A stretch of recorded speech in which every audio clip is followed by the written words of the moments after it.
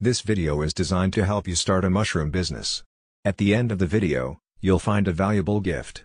It's a mushroom business plan that you can download, and will lay down for you, step by step, everything you need to know to start a successful mushroom business of your own. If you are new to this channel, make sure to hit the subscribe button for more videos like this. Here are some tips for growing mushrooms. Mushrooms need water. Make sure you keep your substrate moist at all times.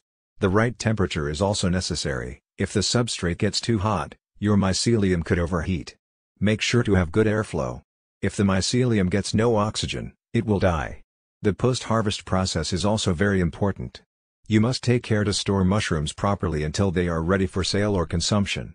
Mushroom farming is difficult. I know I just mentioned growing mushrooms is simple, but you would have to be a mushroom farming expert to grow them all successfully. Despite how easy it is to start growing oyster mushrooms, or lion's mane from ready-to-fruit blocks, other mushrooms can be very difficult to grow successfully. Mushroom farming can be very labor-intensive as well. Make a plan. The type of mushrooms you want to cultivate makes a big difference when deciding on your business model. Many factors make some mushroom species easier to grow and sell than others, like how quickly you will get a return on your investment, or whether your end product is a fresh or dried mushroom. There is no way around it. You should do your research, choose the right species, and develop a plan before investing too much money into supplies or equipment. Indoor mushroom farming. Growing mushrooms indoors requires less space than other types of agriculture, but does have its own set of challenges. Mushroom farming indoors requires fairly expensive equipment, but there are several ways to save money when starting. For instance, by purchasing used equipment instead of brand new, it may not be pretty, but will still work just fine for growing mushrooms. There are ways around spending too much on your initial setup. You just have to think outside the box a little bit. The basics of indoor mushroom farming. The most popular substrate for growing gourmet edible mushrooms indoors is sterilized sawdust, either purchased as pre-inoculated blocks, ready to fruit, or prepared using spawn. Growing indoors allows for year-round production, meaning higher yields and less time between harvests. Many other substrates can be used to grow mushrooms indoors, including straw, but they are not recommended for commercial production by industry leaders. Environmental control is an important aspect of indoor mushroom farming. The main parameters to consider are temperature, humidity, and ventilation. Mushrooms need light to grow, but not very much. Temperatures must be maintained between 55 to 65 Fahrenheit for optimal results. Conditions must be moist but not wet. Mushrooms also produce CO2, so they require lots of fresh air. Make sure to install proper ventilation. Garages, spare sheds, shipping containers, climate-controlled greenhouses, warehouses, even old chicken houses, are great options for indoor mushroom cultivation structures, provided the environment is properly controlled and maintained.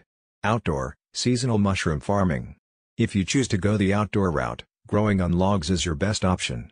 Outdoor farms can be more cost-effective to get started than indoor farms, but only produce in certain seasons of the year, usually spring and fall.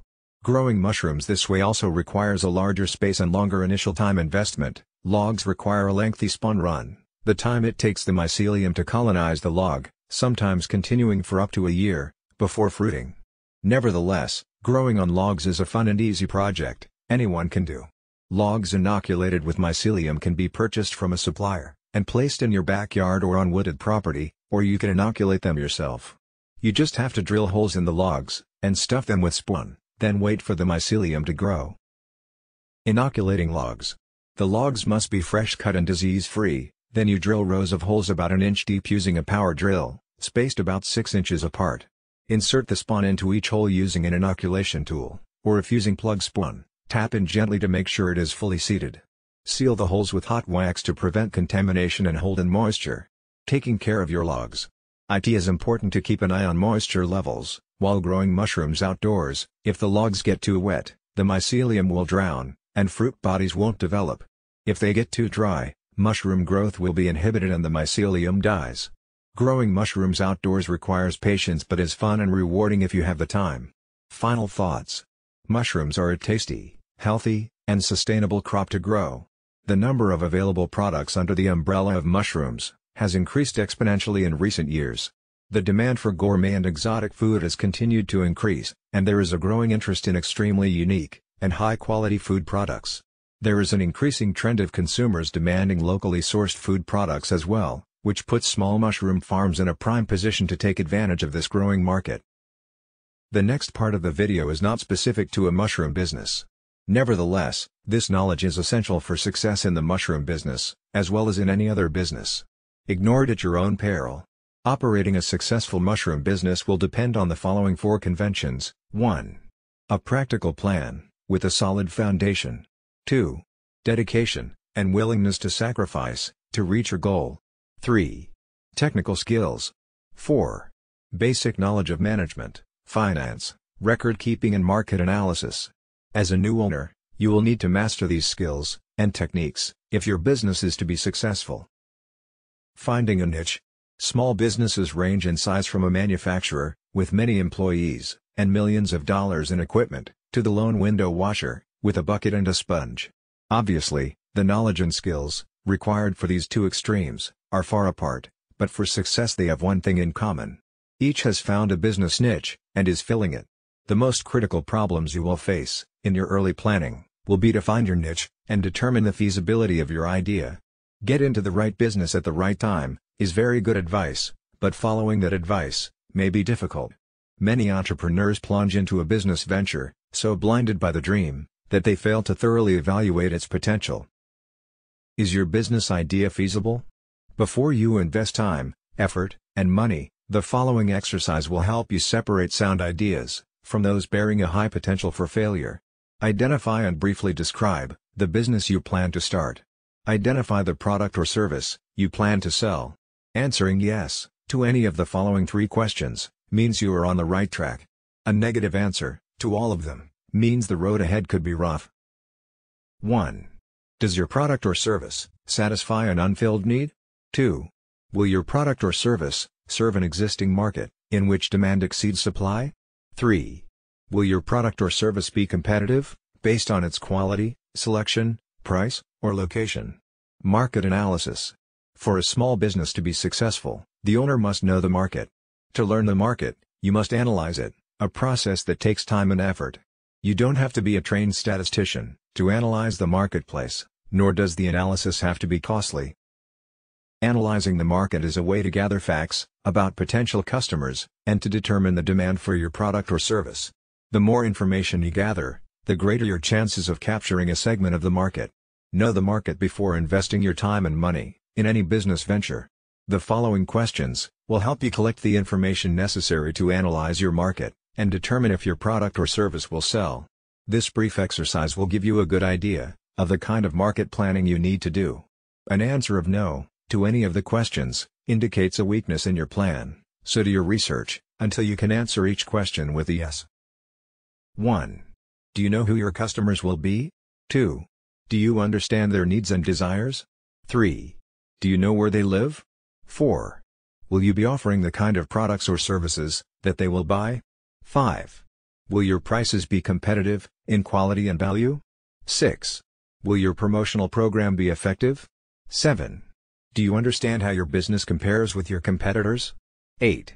Will your business be conveniently located for the people you plan to serve? 9.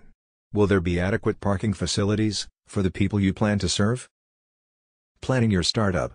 The following questions are grouped according to function. They are designed to help you prepare for opening day. Merchandise. Have you decided what items you will sell or produce, or what services you will provide? Have you made a merchandise plan, based upon estimated sales, to determine the amount of inventory you will need to control purchases? Have you found reliable suppliers, who will assist you in the startup? Have you compared the prices, quality, and credit terms of suppliers? Business records. Are you prepared to maintain complete records of sales, income and expenses, accounts payable, and receivables? Have you determined how to handle payroll records, tax reports, and payments? Do you know what financial reports should be prepared, and how to prepare them? Finances. A large number of small businesses fail each year. There are a number of reasons for these failures, but one of the main reasons is insufficient funds. Too many entrepreneurs try to start and operate a business without sufficient capital, money. To avoid this dilemma, you can review your situation by analyzing the following 3 questions. 1. How much money do you have? 2. How much money will you need to start your business? 3. How much money will you need to stay in business? In order to answer the second question, how much money will you need to start your business? You need to prepare an estimate of all your startup costs. Here is a list of items you may need to take into account. Note that this list is for a retail business. Items will vary for service, construction, manufacturing or online firms. Decorating and remodeling, fixtures and equipment, installing fixtures and equipment, services and supplies, beginning inventory cost, legal, professional fees, licenses and permits, telephone utility deposits, insurance, signs, advertising for opening, unanticipated expenses. Now, the answer to the third question, how much money will you need to stay in business? Must be divided into two parts, immediate costs, and future costs. From the moment the door to your new business opens, a certain amount of income may come in. However, this income should not be projected in your operating expenses. You will need enough money available to cover costs for at least the first 3 months of operation. The following list will help you project your operating expenses on a monthly basis.